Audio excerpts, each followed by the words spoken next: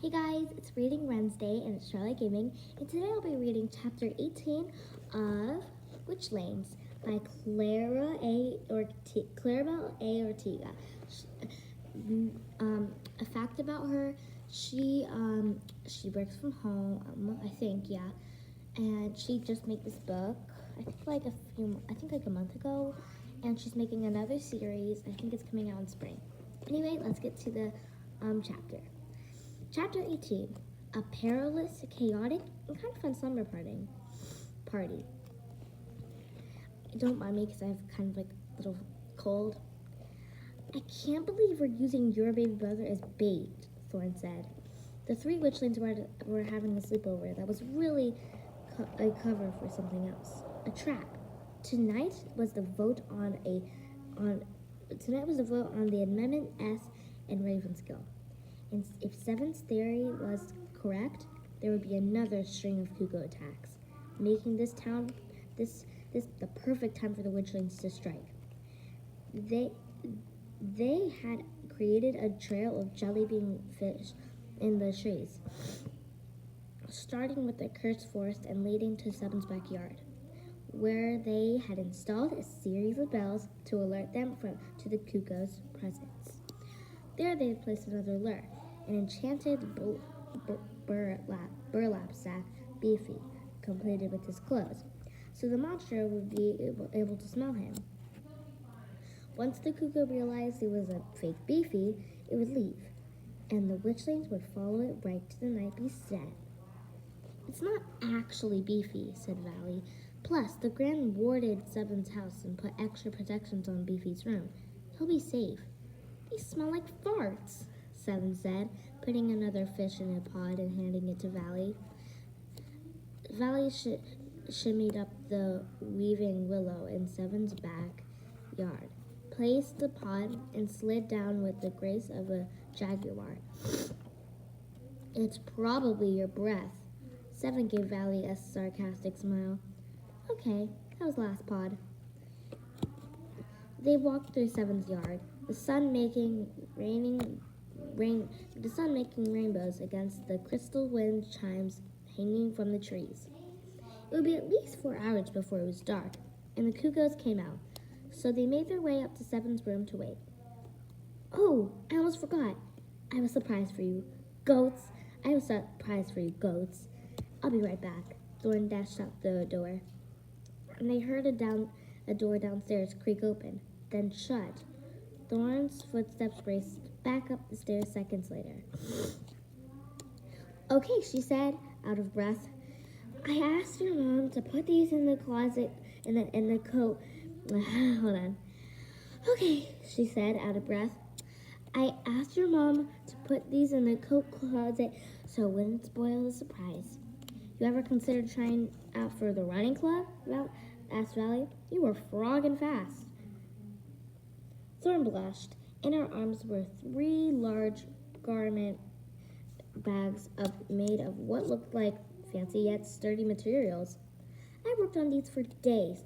I hope you like them. She laid the bags down on Seven's bed.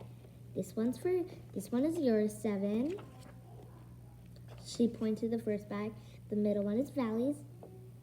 And this is mine. We should all open them at the same time. Thorn was jumping down and up and down and clapping, and her cheeks were bright red. She looked happier than Seven had ever remembered seeing her. Okay, don't short circuit.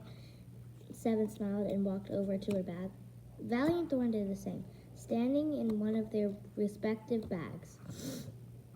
In front of one of their respective bags. On the count of 3, we open the zippers carefully, okay? Thorn asked. Valley and Seven nodded. Okay. And Thorn began to count. 1, they put their hands on zippers. 2, they pulled down in unison. 3, they pushed the fabric of the garment bag outside, and Seven's mouth was agape in wonder. Inside the bags were beautiful red outfits, the color of their witchling pendants.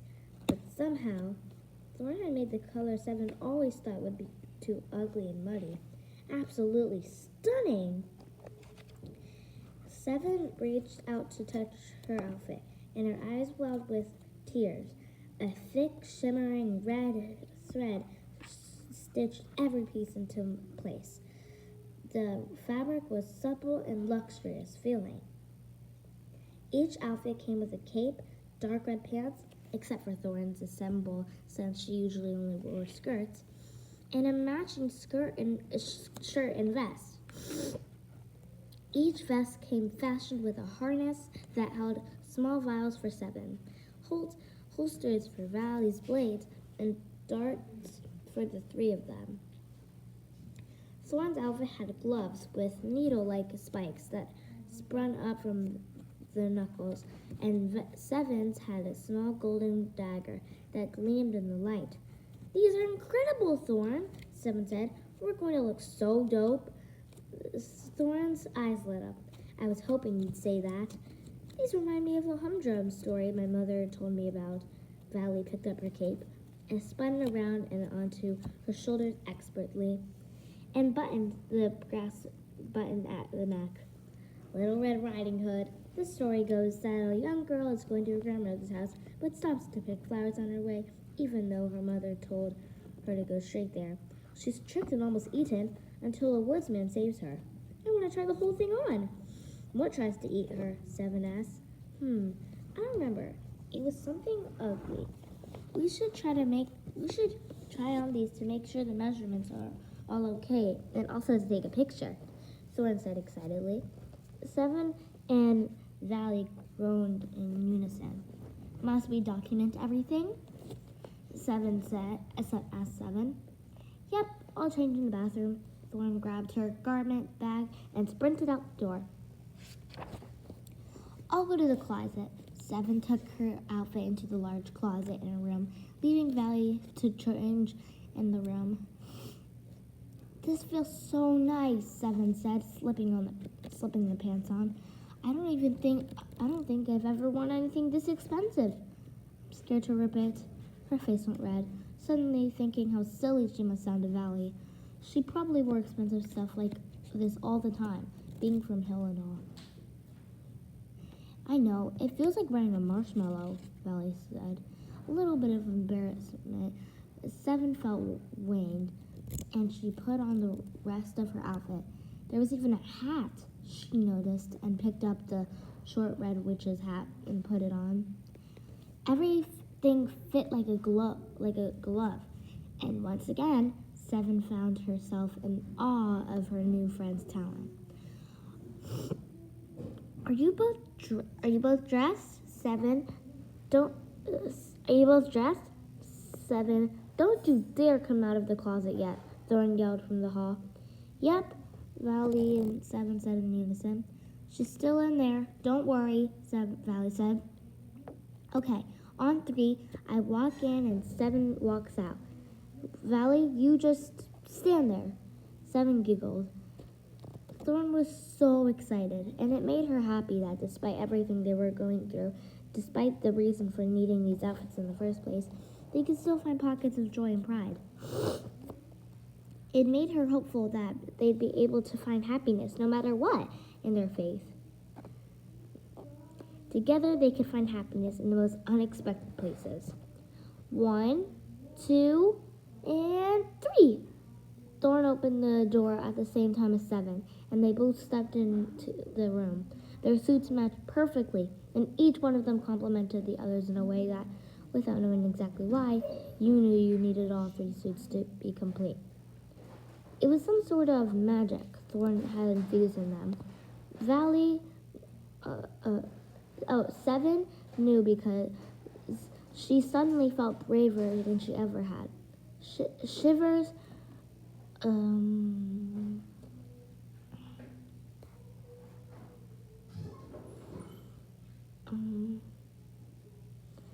ran over Seven's whole body. They looked better than cool. They looked formidable and prepared, and we looked like a coven. Valley said. "I was just gonna say that," Seven said. "I'm so happy," Thorn said, sobbing. Seven and Valley ran to Thorn and threw their arms around her, which meant they were also hugging. For a second, Seven thought about pulling away, but when she noticed Valley didn't so much as flinch, she hugged the still crying Thorn even tighter. Do they fit okay? Thorn asked between post-sob hiccups. Perfectly, said Valley. Thorn, you really did a kick-toe job on these. I'm especially surprised by the color. I know you thought the red in our pennants was ugly, but I wanted to show you that in another light, it could be quite beautiful. Seven smiled, knowing that exactly what Thorn meant. I'm just going to see how many more pages I have left. Mom? Mom, has it been 20 minutes? Okay.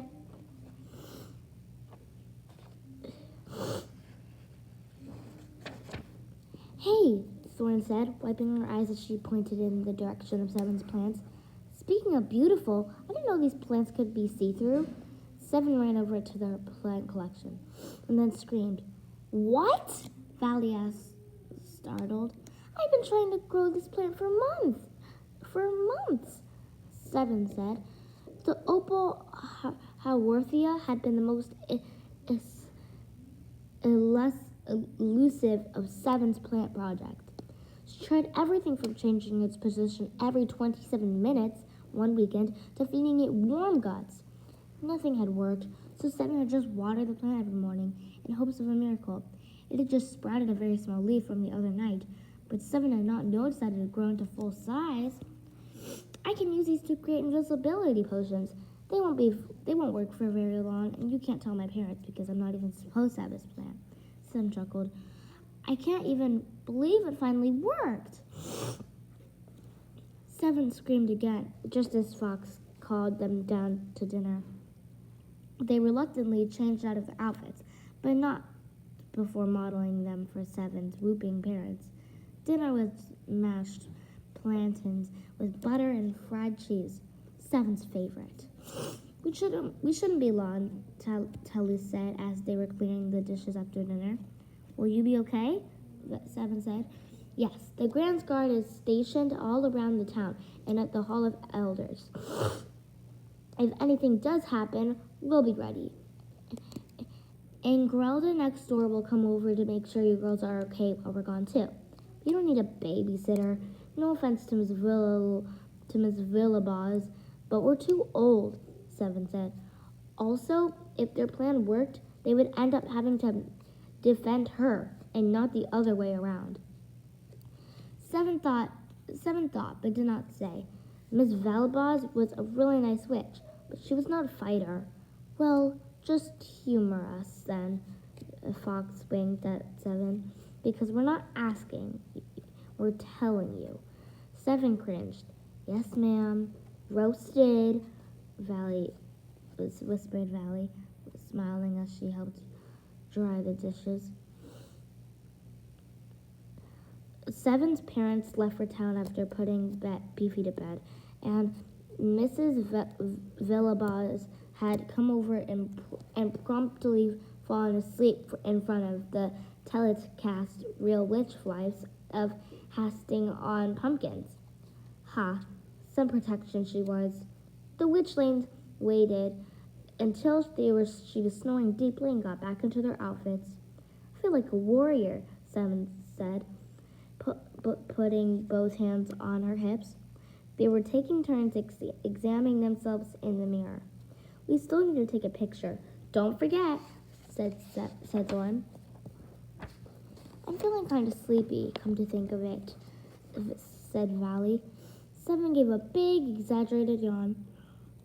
Oh, me too. Thorn put her hands on her hips. I know you goats are faking, and we can't go to sleep. The cuckoos are coming. The witchling shivered. Okay, one pick.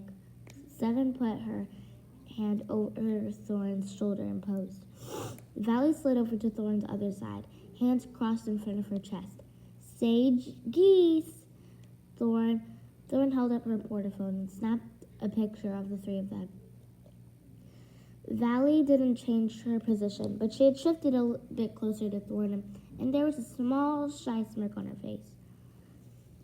Seven had her tongue out on one side, holding up two fingers like she'd see humdrums do in a textbook once. And Thorn smiled wide. She snapped about 15 quick pictures of them.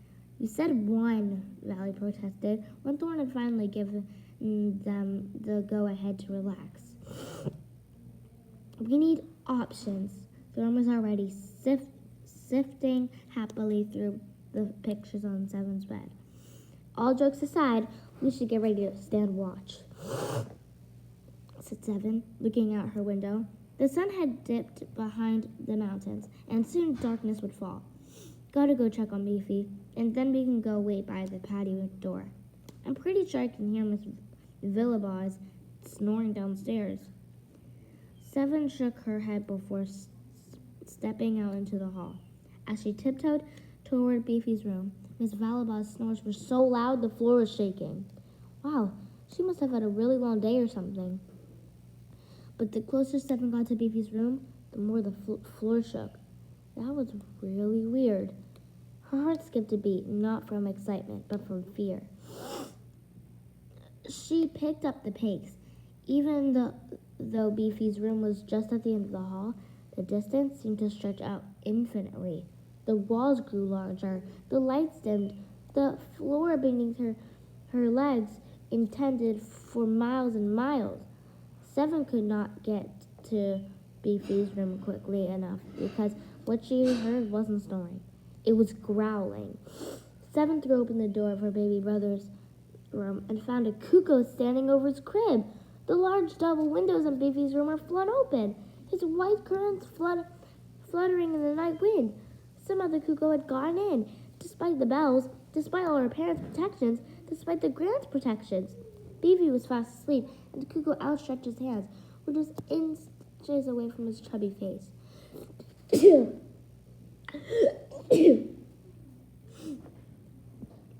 Seven had one more chance to catch it off guard before it grabbed her brother.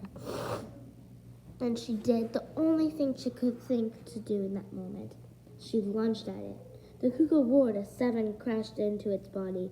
Its fur felt like icicles, and it smelled like a dead animal. And Seven scrambled it away from it as the cuckoo did the same in the opposite direction. Beefy cooed, waking up as Seven struggled to get a blow dart from her harness. The cuckoo stood up and growled, baring its sharp teeth at Seven. It was smaller than the ones they'd seen by the river, and had no signs of injury anywhere. That meant there were definitely more than 3 of them, and there could be more on the way. Seven ran with a blow dart in hand to make sure she did not miss this time. The cuckoo was too fast, however, and sent her flying to the other side of the room with a thud. Moving quicker than lightning, the cuckoo whooped around to Beefy's crib, trying to grab the baby. But Beefy lashed out much like he did when he threw a tantrum, arms and legs, flailing and screaming at the top of his lungs. But this time, each flying kick landed squarely on the cuckoo's face and body. The cuckoo snapped, growling and drooling all over Beefy's crib, but the baby did not look scared. Beefy looked mad. He bowed up his tiny fists and pummeled the cuckoo with forceful blows, and the monster actually whined, holding its injured snout. Seven got to her legs, the room spinning around her. She felt something cold and wet as the back of her head, and she was pretty sure she was bleeding. The cuckoo bent its head down toward the crib and growled. But Beefy kicked the monster with one bare foot, his cute toes wiggling in the air. Then Beefy climbed onto the far railing of the crib, jumped and came down hard on the cuckoo's head, pummeling with its punch after punch. Seven! Beefy! Valley ran into the room and immediately charged toward the cuckoo.